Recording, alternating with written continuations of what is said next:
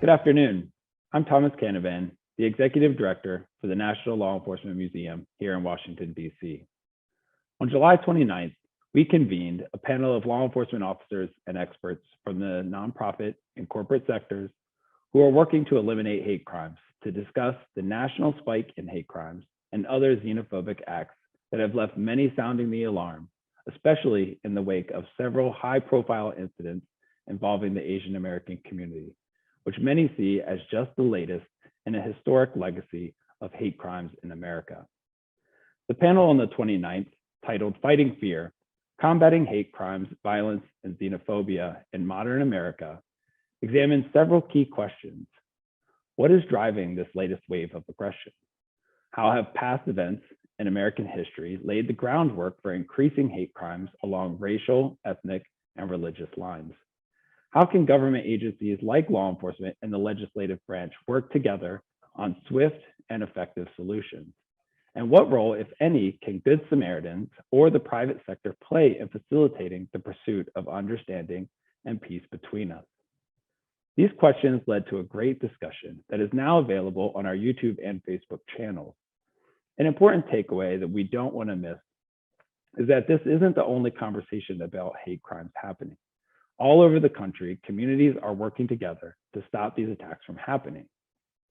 At a federal level, on August 3rd, just days after our program aired, one of our panelists, Paul Goldenberg, provided testimony to the U.S. Senate Committee on Homeland Security and Governmental Affairs for a hearing titled Domestic Terrorism and Violent Extremism, examining the threat of racially, ethnically, religiously, and politically motivated attacks, Part 1. And here today, we're going to take a look at the local level to talk more about what law enforcement officers are doing in our communities here in DC. And I've asked one of our esteemed panelists from the Fighting Fear discussion to be with us, Metropolitan Police Department's Captain David Hong. Before we begin, I want to thank our generous sponsors for this program, Thomson Reuters, and all of you for taking the time to join us for this conversation today. If you find value in programs like this and want to help us continue to tell the stories of American law enforcement, please take 30 seconds to make a donation to the museum by texting Programs 2021 to 41444. Thank you in advance for all of your support. Now it is my honor to introduce today's guest, Captain David Hong. Captain Hong joined MPD in 2007, serving as an officer in the diverse 1st District, which encompasses Chinatown, and as a sergeant in the 5th District, which supports Gallaudet University and much of the district's sizable deaf and hard of hearing community. Captain Hong has also worked in the 6th District, supervising areas that include Latino and LGBTQ+ communities and partners. Captain Hong brings substantial investigative experience to MPD's Special Liaison Branch as well. He spent 4 years working to protect the city's most vulnerable population as a detective sergeant, supervising MPD's detectives investigating child physical and sexual abuse and internet crimes against children. Captain Hong's parents immigrated from South Korea to Rochester, New York. Captain Hong's work with MPD has been shaped by his childhood experiences there, watching his parents tackle numerous challenges as immigrant small business owners who taught him the importance and impact of positive relationships with the police. Thank you for being here with us today, Captain Hong. Thank you, Thomas, so much for having me. It's an honor to be here. Thank you so much. So before we jump into the topic a little bit more, can you tell us a little bit about your unit, the Special Liaison Branch here in DC, and what your role is, the role of your team, and what you're asked to achieve here in DC? Absolutely. So the Special Liaison Branch, we like to pride ourselves on being the model of community policing. On top of serving all the communities in the District of Columbia, what makes the Special Liaison Branch a little more unique is that we also work very closely with the historically underserved. So within my branch, I have the Asian, the African, the Latino, the deaf and hard of hearing, LGBT, and interfaith liaison units. Interfaith being we work with and support all the religious organizations in the district. On top of that, obviously, with all those communities I mentioned, they're prone to hate crimes. And so we have a very influential role in the investigations and classifications of hate crimes and hate bias incidents in the city. How big is your team? Right now, I have roughly about 15 people. Mm-hmm. And what does a typical day look like for you guys? How do you start? How do you end? So on a daily basis, for law enforcement, it's like a cliche thing to say, but they're in the community, and truly our officers are just interacting with business owners, community stakeholders, leaders on a daily basis. We participate in a lot of events that are held by the community, but we also take pride in holding a vast amount of community events. And so we have a lot of safety seminars, or we'll do a lot of outreach engagement. So give you an example, during the height of COVID, I'm talking in 2020 when it was really bad, and we were just figuring out what it was. The Latino community in DC, which is very vast here, a lot of them lost their jobs. A lot of them couldn't eat. A lot of them had no work. And so my unit, we paired up with a lot of the local restaurants in the area, mainly Jose Andres and the World Central Kitchen. I'm not sure if you're familiar with, Yep, but we were distributing thousands and thousands of meals on a weekly basis. And so those type of partnerships we make and just kind of interact with the community obviously helps bridge the gap between us and the communities that we serve. The way that Jose Andres did that was amazing. And the work you all did was phenomenal. Thank you very much for that. So tell me a little bit how your officers come to the Special Liaison Branch. Are there specific qualifications or types of personalities that you look for when recruiting for this specific position? So, I want to start by saying there's no prerequisite, right? So with that being said, obviously it is helpful when the officer mirrors the community. Okay, that's tremendous when you're going into these communities, but it's not necessarily something that you absolutely need. I have officers here. So my Special Liaison Branch, that everyone's cross-trained. So a Latino officer can respond to a transgender victim scene, or vice versa. And so we all cross-trained, and it's all about just the willingness to work with the community and understand their culture, work with their culture, and just be willing to be a part of it. So perfect segue into my next question, which is, how do successful officers learn the culture of those communities they serve, especially when they're not from that culture?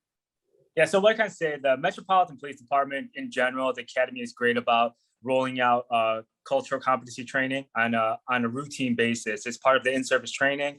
But on top of that, we give training as well. And so my unit, myself, we give training to the recruits, the cadets in the academy, and then officers and officials on a routine basis. And so we obviously have one that's done at the academy. That's a 40-hour block, which is great. But we also visit roll calls. We're in roll calls all the time, visiting each district station or each element just to teach or constantly remind them how to interact with the communities. Obviously, with the Asian hate that was going on recently, and it's still going on to this day, but obviously a little bit more a couple months ago, my Asian liaison unit was very paramount in just giving officers information about reporting, what to expect when dealing with the Asian victim, and those type of things. So my next question was actually, is it a step-by-step process, or does it happen organically, or both? I mean, it's definitely not step-by-step. Obviously, it has to be organic, or it's not real, right? And so, I mean, the community, they're going to know if you're not real. And so it has to come like that you are caring, that you're doing follow-ups, and it's not a one-time thing, right? And so, one thing that we definitely teach with the patrol officers, because we're a citywide unit. And so, a lot of the patrol officers, that their demographic may be Latino, LGBT, or Asian, we really try to tell them, hey, you got to get the buy-in. You don't have to be an LGBT community member. You don't have to be Asian. You don't have to be Latino. But if they see that you're coming around, if they're seeing you on a daily basis and that you're buying in with the community, and you're not coming just because you're calling 911, right? I mean, if they're just coming to see how the business is doing or how the resident is doing, it's so much more impactful in the long run. I mean, I can give you countless examples of times where, since I already had the relationship built with a lot of these organizations, these community leaders, it makes everything a billion times easier because they know that I'm coming from a real spot because we're already have that relationship. Mm-hmm. Yeah. So have you seen where officers who have understood the culture more, been a part of learning about those communities, have you seen this lead to safer communities, safer situations, and even preventing situations from happening? Absolutely. So, I'll give you one example, and this is a small example, but there's this officer, he's an older white officer. He's got about 30 years on, right? And, physically, you wouldn't think that he would be able to culturally, I'm stereotyping him in this sense, right? In this example, but you wouldn't think that he would have all this culture competency, right? But he is an officer that's like on a motorbike, and he concentrates around these Asian businesses in one of our districts, and he is loved by the community. Anytime I go over there or talk to any of the business owners, that's all they talk about. And he's a white male, doesn't speak Korean, doesn't speak Chinese, but he's more respected than anybody on the police department because of his nonstop commitment and the relationships that he's built with them. So how can we, one thing that was brought up in the Fighting Fear discussion was, how can non-law enforcement citizens, support law enforcement in the effort to prevent hate crimes from happening? So I just wanted to talk a little bit more specifically about, things that law enforcement would hope from us, in our contribution to this effort. So I'll tell you a personal story of mine. And so, as you mentioned, my parents immigrated from South Korea to upstate New York. I don't know why they chose upstate New York. If you're familiar, there's a lot of snow, but I grew up there as an only child, right? And so, my whole life until this day, my parents still own businesses.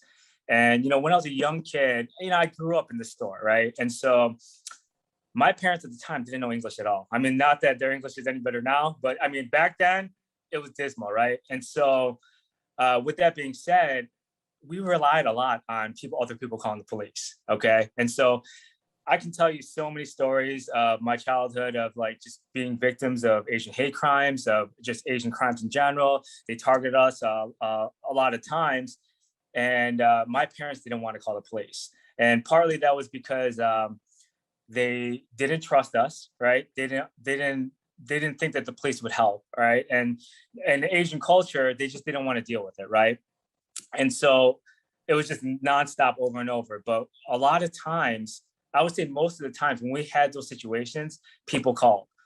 And if the people didn't call the police, I don't know what would have happened, right? It could have got that much more violent, more stuff could have happened. But, relying on the citizens to call the police for us, that made a huge difference. And like, again, I say the word cliche, it's a cliche thing, but when you see something, you should say something. I'll give you another example. We had in the district, we had a young Asian female, and she was a victim of an Asian hate crime. She was Chinese. She only spoke Mandarin. And she knew her options were limited, right? And because she couldn't call the police, she couldn't really communicate. And one thing that most law enforcement should know is with like communities like that, like Thomas, you and I, we're from the States, right? And so we call 911. It's self-explanatory. The police are going to come. If you're a victim of a crime, possibly detected, but we know the general gist of it, right? But for someone from China or from a different minority country, the process of the unknown is very terrifying. Okay. And I've dealt with that with all the communities that we work with. And so to go back to the story, bystanders, they all called the police, right? And if they didn't, luckily we made the arrest and everything like that, everything was okay. But if we didn't, she'd just be another victim, right? And she would have got no justice. So just relying on the community just to report things. Here at our police department, we have a great system of 301, calling our crime information center, which is 727-9099. You can always give information. And we also have the suspicious activity reporting online. You literally just Google DC suspicious activity reporting, and you can put a tip in online anonymously. So that's great. So I just wanted to also just, take a minute to go back to the panel and ask, if there was any standout moment for you that, you felt was really valuable to you as an officer. I think that what the community should understand from that type of panel is that we're always working together. So I think that a lot of people get the wrong idea that, hey, law enforcement's siloed out, the feds are siloed out, right? And so it's not like that. And so doing those type of panels is very important because it shows everybody how we work together. I can rattle off and go on and on about all the partners I work with and all the organizations. And if it wasn't for them, I wouldn't be successful. And so I think that's something very important that we could take from that, is that how we kind of work together and are transparent with each other and feeding information on a daily basis to make sure the communities are safe. That's an excellent point. And that's something that I found as well. One of my takeaways was thinking about the diversity within that group professionally, ethnically, and how everybody was really on the same page about how these crimes have to end. Right. And we have to work together. And I saw that synergy at a federal and local level, and I thought that was really spectacular. Yeah, I mean, to this day, like I keep mentioning the partners and stuff like that, but I talk to them literally every day. I have very close contacts with the FBI. ADL, I'm sure you're aware of the Anti-Defamation League. I'm very close with a lot of them there, and just among so many organizations. And if they didn't provide me the intelligence, I didn't provide them the intelligence, I mean, we would never get any work done. It'd just be a guessing game, right? So right. Yeah, excellent. Well, thank you so much. I know you're super busy and you have a lot of great work to do. So I won't take more of your time. And again, I'm very grateful for your generous and thoughtful responses today. I learned a lot, and hopefully our audience did as well. Absolutely, Thomas. And you got my information. Just if you want to share it to, especially like a law enforcement partners, if they have any questions about our program, I'd be happy to share. Excellent. You work for a great department. We're happy to be working with you all throughout the year. Special thanks to District 1 for being out here keeping our memorial and museum neighborhood safe. So thank you again, Captain Hong, for sharing your perspectives and insights with us. The more we know about the practice and sacrifice of officers around the nation and throughout history, the more we, the museum, can contribute to a better understanding of our society and the role law enforcement has within it as we share your stories and experiences. I also want to thank everyone who watched today's program and considered contributing to the museum. To watch our July 29th discussion on hate crimes and all of our previous programs, visit our YouTube channel at youtube.com/National Law Enforcement Museum. Many thanks again to our supporters and collaborators, Thomson Reuters, for making all of this possible. Farewell, and thank you to all the law enforcement officers out there. Be safe.